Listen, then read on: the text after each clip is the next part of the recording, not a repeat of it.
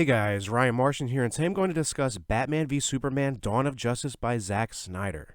I attempted not to spoil this film at all in this review, but if you want to go in completely fresh, you have been warned.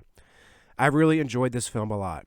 It absolutely has its flaws, but I went into it knowing that it was neither going to be a perfect film nor a perfect comic book adaptation. The main problems were the script and attempting to throw too much into what is already a fairly long running time of 2.5 hours. That being said, the film did not drag at all, unlike Man of Steel, which felt like it took forever to end. At this point, I'm glad David S. Goyer is tipping his hat to writing comic book adaptations, because I felt he started to have problems beginning with the third act of The Dark Knight, and it was completely obvious by the time The Dark Knight Rises rolled around. I don't know who wrote exactly what in this film, but I believe the co-writer Chris Terrio, who won an Academy Award for Argo, might have saved the script from being an absolute failure. However, it was still fairly sloppy, and the first half of the film felt like an entirely different film in and of itself from the second half. I was a bit more intrigued with the concept and tone of the first half, and I feel that if it was used for the length of the entire film, it would have been much better overall, and the script may have actually succeeded. I was also extremely apprehensive about the possible overuse of cheesy humor in this film, but I was relieved at how little it was implemented. The actual battle between Batman and Superman was really impressive and fairly faithful to the famous Frank Miller The Dark Knight Returns saga, and it should have been the climax and absolute focus of the film. However, we get Doomsday thrown into the mix at the end, which is no spoiler since the second trailer practically ruined every surprise in the film. If you've already seen the trailer, you have basically seen the entire film already. The filmmakers use a rather clever device to finally have the two characters relate and connect with each other. Without going into spoilers, I cannot believe I never made the connection myself before. So that being said, you will either find it clever like I did, or, like, for real dude? Zack Snyder as a director is a very curious figure to me. I loved his adaptation of Watchmen, and his 3-hour director's cut is even better than the version shown in the cinema.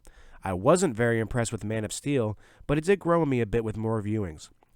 I still believe it's a weak Superman film, and trying to grittify the character of Superman is laughable, unnecessary, and fairly impossible. I'm very curious to see his R-rated director's cut of this film as well, to see what the studio felt the need to cut out. That being said, I would like to see someone else helm the Justice League films because I feel like it's going to turn into another Joss Whedon, Avengers type scenario where one person has a vice grip over the rest of the cinematic universe. There wasn't much slow-mo in this film either, and I wonder how hard it was for him to restrain himself from including it like he normally does. There were times when the CGI looked amazing, and other times when it looked flat-out terrible. Now, that might have something to do with the fact that I refuse to see films in IMAX or 3D. The weaker scenes may have looked better, but I have no way of knowing. Overall, I was impressed with the cinematography. It looked great, still had Snyder's vision, but it was lightened up a bit compared to what we're normally accustomed to seeing. Lastly, the acting. I thought Ben Affleck absolutely killed it as Batman, and more importantly, Bruce Wayne.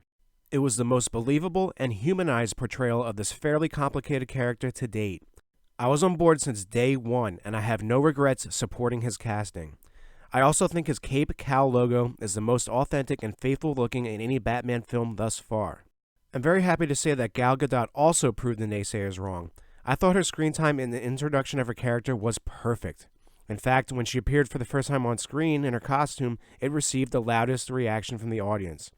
One little girl in front of me actually jumped out of her seat, and it put a huge smile on my face. I don't believe anyone will ever top Michael Caine as Alfred, but Jeremy Irons was very solid, and I have no complaints about his performance whatsoever.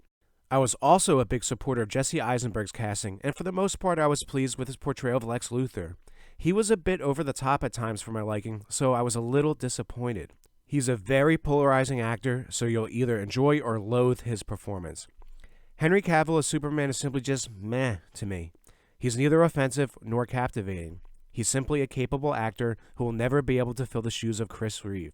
Amy Adams was fine once again, but I felt Lois Lane's character had no real purpose and was basically forced into a lot of the action on the screen. Also, she would be dead about 10 to 20 times over at this point, so thank God Superman has super Lois Lane detecting abilities. Overall, if you are a fan of Miller's The Dark Knight Returns saga, want to see Wonder Woman and the Trinity on screen in a live adaptation for the first time ever, need an excuse to see a very good popcorn film, or enjoy comic book adaptations in general, and need a well-deserved break from the MCU, Batman v Superman Dawn of Justice is well worth your money and the 2.5-hour running length. Go in knowing it's going to have its obvious flaws, and you will most likely leave happy. Final score, 7.2 out of 10. As always, guys, thanks for watching, and if you enjoyed this video, please drop a like or subscribe. Thanks again.